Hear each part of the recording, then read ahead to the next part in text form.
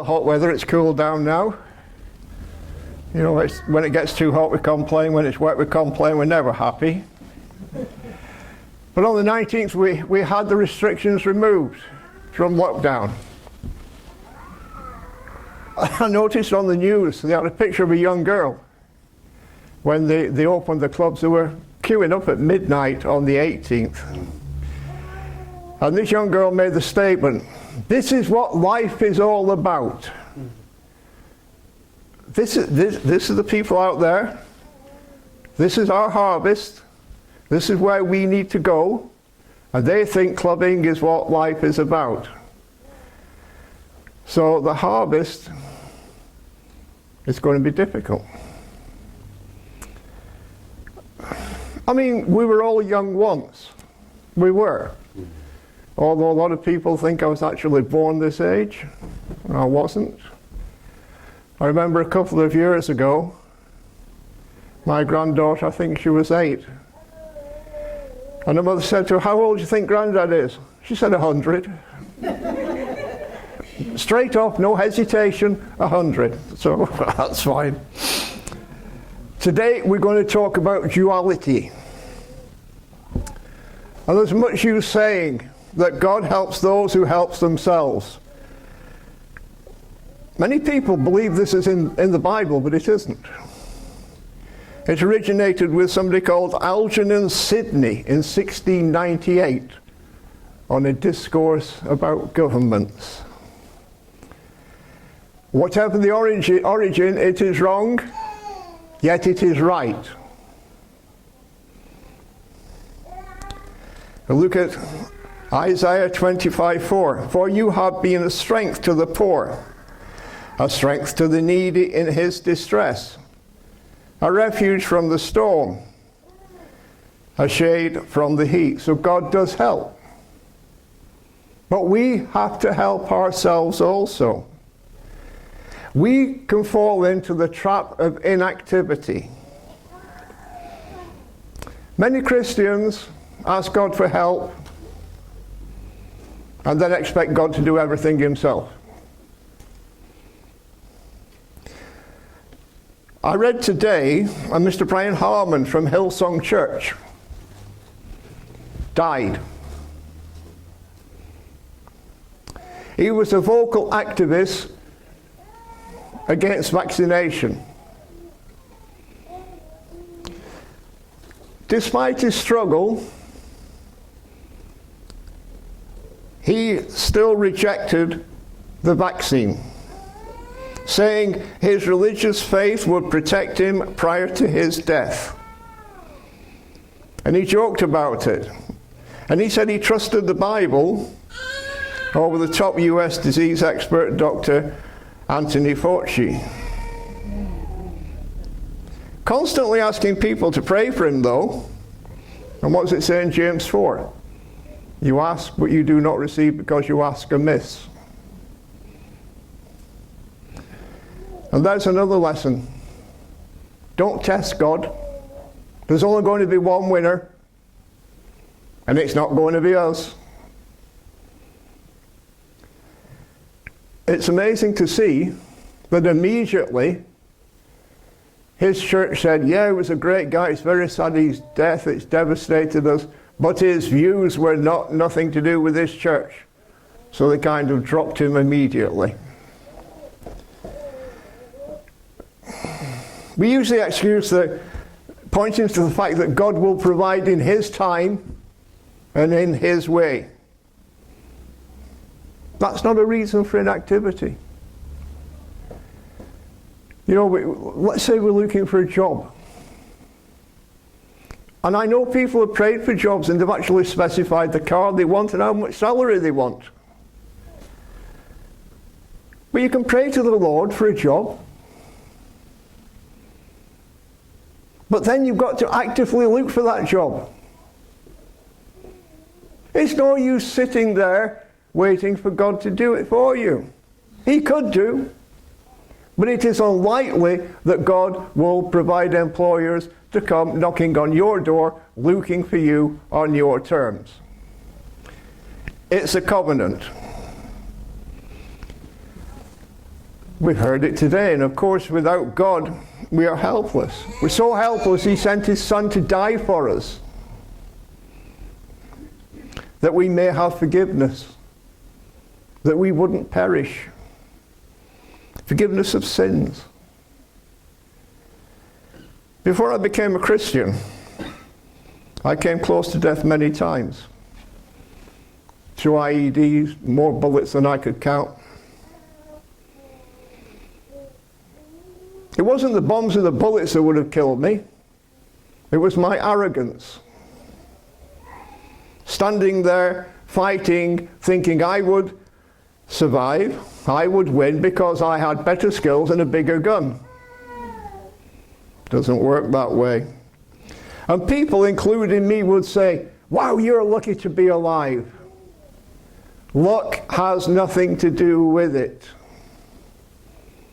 Nothing. God had a plan for my life. He's got a plan for everybody's lives. All of us. And in John 15:16 it tells us that. You did not choose me, but I chose you, and appointed you that you should go and bear fruit, and that your fruit should remain, that whatever you ask the Father in my name, He may give you. He chose luck. He chose us. Luck played no part in that. Now in that line, it says, He may give you. It doesn't say He will give you. The Father will not give us bad things. He will not give us things we don't need. And He will not give us things that are not necessary for our life. Just as the army broke me down and remodeled me into a person of unquestioning obedience to fight when told to do so, so the new Christian is broken down. Broken down from life in the flesh by crying out to our Father. Crying out to our Father in heaven, just as all good fathers do. He rebirths us. He reshapes us, and we become new in Him. I'm just going to read from 2 Corinthians 5:17.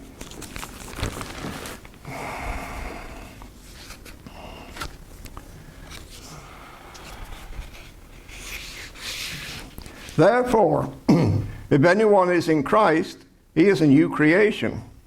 All things have passed away, and behold, all things have become new. We go through stages, just like the army. God prepares a new creation for conflict. For as sure as night follows day, the new Christian will need to pick up that sword of the Spirit. We will need to put on the armor of God. And will we need to go forth in war? Because the enemy is tireless, relentless. And when the enemy is quiet, he's still fighting. And we get lured into a false sense of security. And complacency sets in. Like soldiers on the battlefield. And this has been done. Looking out, they can't see the enemy. Oh, he must have gone. No, the enemy is tunneling underneath them to ambush them from somewhere else. This is what Satan does. He will lure the new creation and us into a false sense of security. And then he will ambush us from somewhere else where we're not expecting it. He is the father of lies and the father of deceit. And since Jesus gave his life for us on the cross, this is the only power he has left. But he has an army of helpers to help him.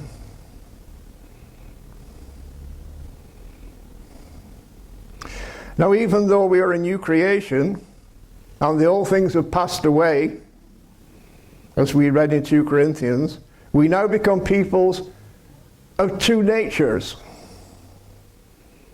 I'm going to read from Romans. Romans 7, 21 to 25. I find then a law that evil is present with me, the one who wills to do good. For I delight in the law of God according to the inward man. But I see another law in my members, warring against the law of my mind, and bringing me into captivity to the law of sin, which is in my members. O wretched man that I am, who will deliver me from this body of death? I thank God through Jesus Christ our Lord. So then with the mind I serve the law of God, but with the flesh I serve the law of sin. But then if we turn to 1 John 3:9,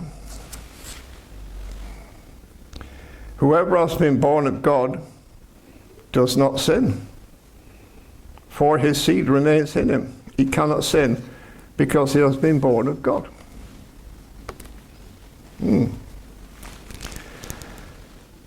We need to study and we need to research.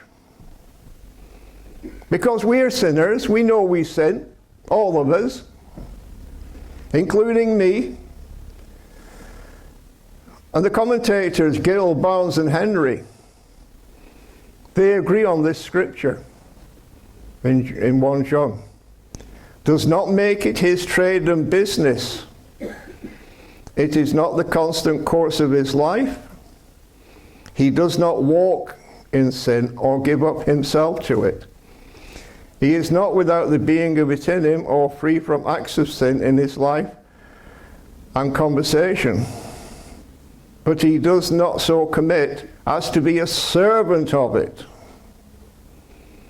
or to continue in it.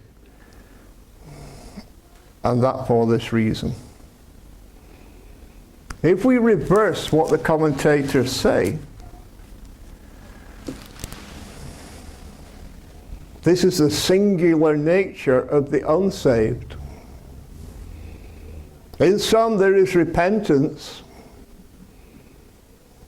which is produced by a sense of shame. Evildoers are found out, and indignant words are spoken about them.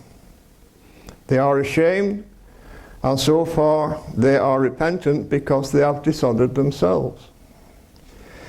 If they had not been found out, they'd probably continue to live comfortably in the sin and go further on. And that is a singular nature of a non-Christian. But we have a dual nature. The non-Christian is grieved at having been discovered, and they're sorry, very sorry, because they're judged and condemned by their fellows. It is not the evil that troubles them, but dragging it into the light. But otherwise they continue. When we become Christians, as we have read in scriptures, all things are new. We are a new creation, but the old nature is still within us. That is why we sin. That is where conflict and warfare starts within us. Now go back to Romans. But I see another law in my members, warring against the law of my mind and bringing me into captivity to the law of sin which is in my members. We've been given the armor, we've been given the sword, and we need to use it in this conflict which is with Christians daily. Non-Christians do not know such inward warfare because it is in us an inward warfare. But where there is spiritual conflict, the grace of God is present. We do sin, but we hate sin. We fall into it, but we loathe it. And we fight against it. And the most awesome thing is, we have a Father in heaven who knows all of this. He understands all of this. He knows and understands us, his children. If we confessed our sins to the flesh, we would be mocked, derided, and vilified. If we confess to our Father and seek his forgiveness, he will give it and continue to love us. He will chasten us, he will correct us, but nonetheless, he will still love us. And what's he say? And more our sins will be forgiven as far as the west is from the east, and he will remember them no more. Whereas the world will always remember them and use them to beat us about the head. Remember the story of the prodigal son? Went to his father. I want my share of the farm now. I want my inheritance now. And the father gave it to him. And off he went, living the high life. Like the young girl clubbing. This is what life's all about. Till he found himself wanting to eat pig nuts. And he hit rock bottom. In Luke 15:17, but when he came to himself, he said, how many of my father's hired servants have bread enough to spare, and I will perish with hunger? I will arise and go to my father, and I will say to him, Father, I have sinned against heaven and before you. I am no longer worthy to be called your son. Make me like one of your hired servants. But just like our Father in heaven, the Father treated him royally, restored him, killed the fatted calf. He didn't run to his brother, who he left carrying the load. He didn't run to his servants, who had looked after him and fed him all those years. He ran to his Father. And this is where we need to run through. To no one else. Come to the Father through Jesus the Son. Amen. Though no person is free from the commission of sin, yet every converted person is free from the love of sin. His grace, his power will conquer all our circumstances. And we'll look at John 15. He chose us. But he said that you should go and bear fruit. And this as a church is what we need to do. We need to be fruitful. But just like Paul in Acts 27:38, so when they had eaten enough, they lightened the ship and threw out the wheat into the sea. We need to get rid of our baggage if we want to be fruitful. We need to ditch hatred, envy, gossiping, impatience, lying and deceit. We need to get rid of them. We need to get rid of ourselves and have more of Jesus in our lives. As the time grows shorter, the harder it will get. There's no use training for a marathon today and running it tomorrow. It's no use sitting at the table saying, oh, I'm hungry, yet everything's in the cupboard, the fridge or the oven. We have to act.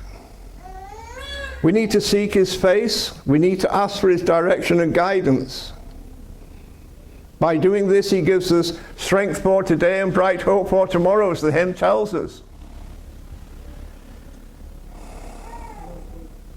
I went down Manchester yesterday.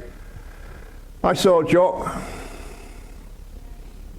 sat outside Costa in his rags, dirty and smelly. I hadn't been for a couple of years, but he remembered me and I remembered him. And I had a chat with him. And hundreds of people just walked past,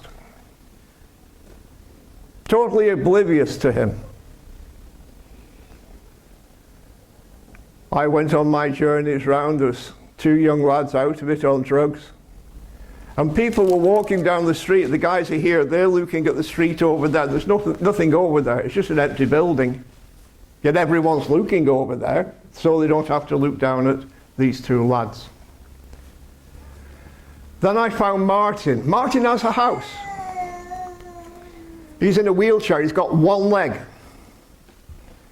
And everyone's going past him, looking the other way. At nothing, because the store's closed down. There's nothing in it. So I went and talked to him. He said, I was just counting my money to see whether I got enough to go and get a sandwich from Greg's. All he wanted was a sandwich.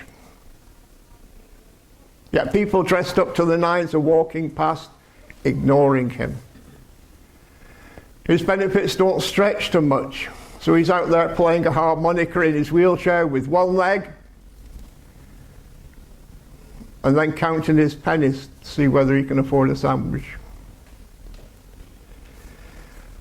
And I bought him a sandwich. In fact, I bought him two. Then I went back to him. I said, you know, Jesus loves you. He said, yes, I do. He does love me.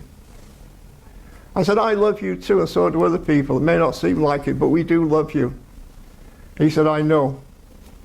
He said, what's your name? I said, Jeff. He said, I'm Martin. I said, Martin, we're going to pray for you. And I will see you again. He said, I know you will. God bless you. And off I went. One man had a flat. He left it. Why? Because it's like a prison. 1 bedroom flat. Bedroom in the same room kind of thing. He left it because it was like a prison. He was lonely, nobody to talk to.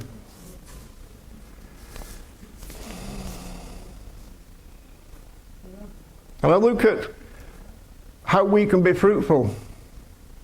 I'm not saying you have to go down Manchester and feed the homeless. But there are many ways we can be fruitful as a church.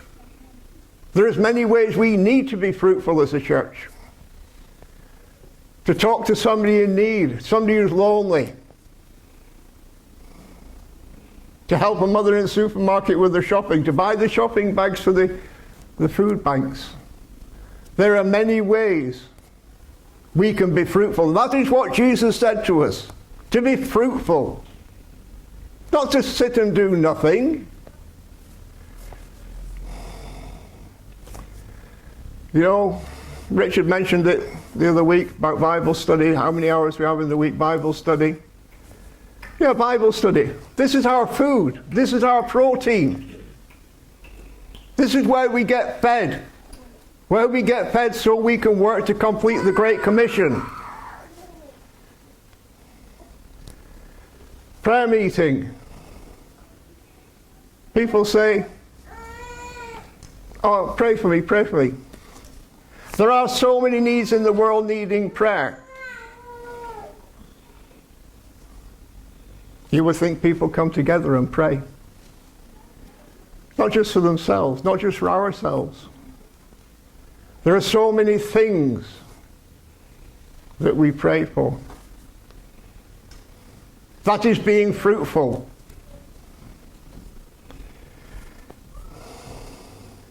John 6:66.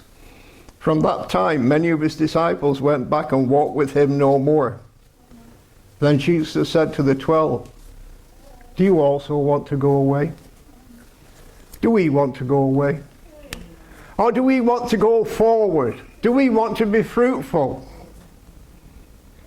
Do we want to empty ourselves of ourselves and fill ourselves with God? Of course we do. The world out there is rotten, it's poisonous, but people are crying out and we need to answer that cry. Church, the time is now. Not later, but right here, right now. So let us seek his face, seek his direction, and then act on it. Amen.